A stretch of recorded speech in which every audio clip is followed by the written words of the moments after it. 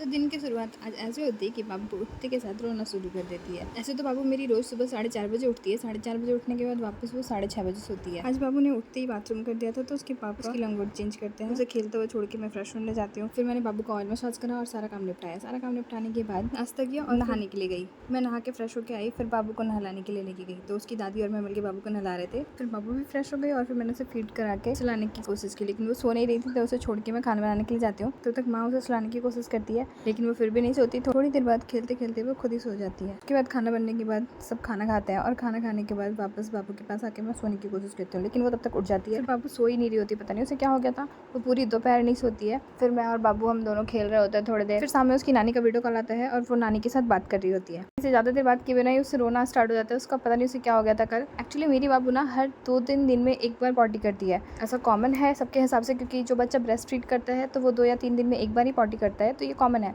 मेरी बाबू तो ऐसे भी कभी कभी 2 दिन कंटिन्यू करती है, लेकिन फिर बीच में वो 2 दिन 3 दिन गैप कर देती है। जैसे मेरी बाबू ने आज 3 दिन के बाद पॉटी की थी, शायद इस वजह से वो फीड भी नहीं कर रही थी। बाद में बाबू जब शाम को पॉटी कर लेती है तो उसका मन फ्रेश हो जाता है और फिर वो मेरे साथ खेलने लगती है। फिर मैं बाबू को ऑयल मसाज देती हूँ और उसके बाद बाबू खेलते हुए सो जाती है। फिर मैं वापस रात का खाना बनाने के लिए जाती हूँ। खाना बना के वापस आने के बाद मैं देखती हूँ कि बाबू सो चुकी होती है। जब मैं रात का खाना खाने के लिए जाती हूँ तो बाबू उठ चुकी होती है। वापस आने के बाद मैं बाबू को सुलाती हूँ और ऐसे ही हमारा दिन कंप्लीट हो जाता है।